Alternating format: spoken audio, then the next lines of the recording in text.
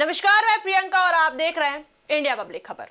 बंगाल चुनाव जैसे जैसे नजदीक आ रहा है वैसे वैसे राजनीतिक सरगर्मियां बढ़ती जा रही हैं। चुनाव से पहले हो रहे एसआईआर की वजह से बंगाल की राजनीति पहले से ही गरमाई हुई थी, तो वहीं अब इसी कड़ी में पश्चिम बंगाल की मुख्यमंत्री ममता बनर्जी ने एक बार फिर केंद्र सरकार और चुनाव आयोग पर तीखा हमला बोला है।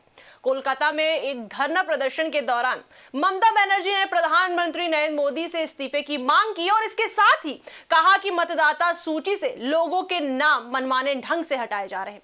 दरअसल उनका आरोप है कि जिन लोगों के वोट से मोदी प्रधानमंत्री बने हैं, अब उन्हीं लोगों को वोट देने से रोका जा रहा है। वहीं आपको बता दें, ममता बनर्जी ने सिर्फ वोटर लिस्ट पर ही नहीं बल्कि बंगाल के राज्यपाल के अचानक इस्तीफा देने पर भी सवाल उठाया और पूरे मामले की जांच की भी मांग की। कोलकाता के बीचों बीच चल रहे धरना प्रदर्शन में ममता बनर्जी ने कहा कि लोकतंत्र में सबसे महत्वपूर्ण अधिकार वोट देने का होता है। अगर किसी नागरिक का नाम मतदाता सूची से बिना सही कारण के हटा दिया जाता है तो ये लोकतांत्रिक व्यवस्था के लिए गंभीर खतरा है।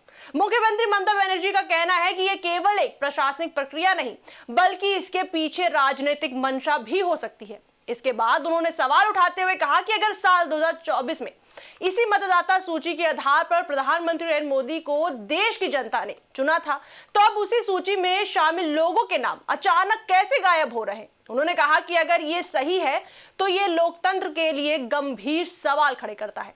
वहीं आपको बता दें, ममता बनर्जी ने इस मुद्दे पर चुनाव आयोग की भूमिका पर भी सवाल उठाए। उन्होंने कहा कि देश में चुनाव आयोग को एक स्वतंत्र और निष्पक्ष संस्था माना जाता है, लेकिन अगर मतदाता सूची से नाम हटाने जैसी घटनाएं सामने आती हैं तो इससे आयोग की विश्वसनीयता पर असर पड़ सकता है।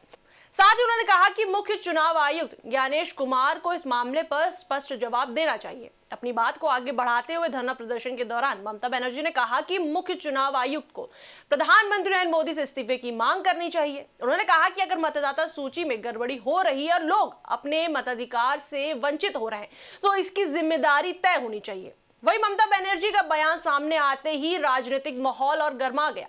दरअसल पश्चिम बंगाल में आने वाले समय में चुनाव होने वाले हैं और उससे पहले निर्वाचन आयोग की ओर से मतदाता सूची को अपडेट करने की प्रक्रिया चलाई जा रही है। इस प्रक्रिया को एसआईआर यानी स्पेशल इंटेंसिव रिवीजन कहा जाता है। चुनाव आयोग के अनुसार इस प्रक्रिया का उद्देश्य मतदाता सूची को सही और अपडेट रखना होता है ताकि फर्जी या मृत व्यक्तियों के नाम हटाए जा सके और नए मतदाताओं को जोड़ा जा सके।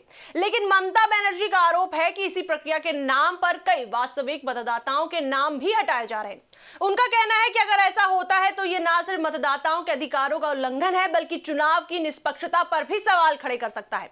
उन्होंने कहा कि इस मामले में पारदर्शिता बेहद जरूरी है और चुनाव आयोग को लोगों के सामने स्पष्ट जानकारी देनी चाहिए। इसके बाद ममता बनर्जी ने कहा कि पश्चिम बंगाल की जनता बहुत जागरूक है और अपने अधिकारों के प्रति सजग है। उन्होंने लोगों से अपील की कि अगर किसी का नाम मतदाता सूची से हट गया है तो वे तुरंत संबंधित अधिकारियों से संपर्क करें और अपना नाम दोबारा जुड़वाने की प्रक्रिया पूरी करें। उन्होंने कहा कि हर नागरिक का वोट बहुत महत्वपूर्ण है और इसे किसी भी हाल में कमजोर नहीं होने दिया जाएगा। वोटर लिस्ट विवाद के अलावा ममता बनर्जी ने पश्चिम बंगाल के राज्यपाल के इस्तीफे को लेकर भी कई सवाल उठाए। उन्होंने कहा कि राज्यपाल सीवी आनंद बोस के कार्यकाल को अभी करीब 3 साल बाकी थे, फिर भी उन्होंने 5 मार्च को अचानक अपने पद से इस्तीफा दे दिया। ममता बनर्जी ने कहा कि इस तरह अचानक इस्तीफा देना कई तरह के सवाल पैदा करता है। मुख्यमंत्री ने कहा कि जनता को यह जानने का अधिकार है कि आखिर पर्दे के पीछे क्या चल रहा है। उन्होंने मांग की कि राज्यपाल के इस्तीफे के पूरे मामले की जांच होनी चाहिए ताकि सच्चाई सामने आ सके। उन्होंने ये भी कहा कि लोकतांत्रिक संस्थाओं में पारदर्शिता बहुत जरूरी है और किसी भी बड़े फैसले के पीछे के कारण स्पष्ट होने चाहिए। मुख्यमंत्री ने देश के पूर्व उपराष्ट्रपति जगदीप धनखड़ का भी जिक्र किया। जगदीप धनखड़ पहले पश्चिम बंगाल के राज्यपाल रह चुके हैं। ममता बनर्जी ने कहा कि पिछले साल जुलाई में धनखड़ ने भी अचानक अपने पद से इस्तीफा दे दिया था। उन्होंने सवाल उठाते हुए कहा कि आखिर ऐसी क्या परिस्थितियां थी जिसकी वजह से उन्हें अपने पद से हटना पड़ा। ममता बनर्जी ने कहा कि चाहे सीवी आनंद बोस हो या जगदीप धनखड़, दोनों मामलों की जांच होनी चाहिए ताकि लोगों को सच्चाई का पता चल सके। मुख्यमंत्री ने कहा कि लोकतंत्र में जवाबदेही बहुत महत्वपूर्ण होती है। अगर किसी बड़े पद पर बैठा व्यक्ति अचानक इस्तीफा दे देता है तो उसके पीछे के कारणों को सार्वजनिक किया जाना चाहिए। इससे जनता का भरोसा मजबूत होता है और राजनीतिक व्यवस्था पारदर्शी बनती है। ममता बनर्जी के इन बयानों के बाद राजनीतिक हलकों में बहस तेज हो गई है। विपक्षी दलों और सत्तारूढ़ दलों के नेताओं की प्रतिक्रियाएं भी सामने आने लगी हैं। कई राजनीतिक विशेषज्ञों का मानना है कि पश्चिम बंगाल में चुनाव नजदीक आने के कारण राजनीतिक बयानबाजी तेज हो गई है। हालांकि चुनाव आयोग की ओर से अभी तक इस मामले पर विस्तृत प्रतिक्रिया सामने नहीं आई है।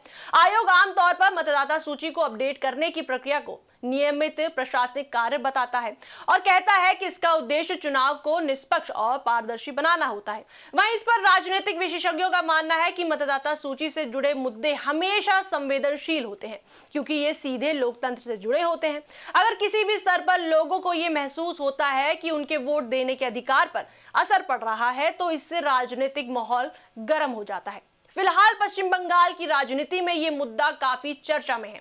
एक तरफ मुख्यमंत्री ममता बनर्जी केंद्र सरकार और चुनाव आयोग पर सवाल उठा रही हैं, वहीं दूसरी तरफ यह देखना भी महत्वपूर्ण होगा कि आने वाले दिनों में इस विवाद पर चुनाव आयोग या केंद्र सरकार की ओर से क्या प्रतिक्रिया आती है। राजनीतिक जानकारों का मानना है कि चुनाव के समय इस तरह के मुद्दे अक्सर चर्चा में आते हैं और इसका सीधा असर चुनावी माहौल पर भी पड़ता है। ऐसे में आने वाले दिनों में पश्चिम बंगाल की राजनीति और भी ज्यादा गर्म हो सकती है। कुल मिलाकर वोटर लिस्ट विवाद, राज्यपाल के इस्तीफे और पूर्व उपराष्ट्रपति के पद छोड़ने जैसे मुद्दे को लेकर ममता बनर्जी ने कई बड़े सवाल खड़े किए हैं। अब सबकी नजर इस बात पर है कि इन सवालों के जवाब कब और कैसे सामने आते हैं और क्या इन मामलों में किसी तरह की जांच शुरू होती है या नहीं। इस पर आपकी क्या राय है, हमें कमेंट सेक्शन में जरूर बताएं। वीडियो को लाइक करें, शेयर करें, हमारे चैनल को सब्सक्राइब करें।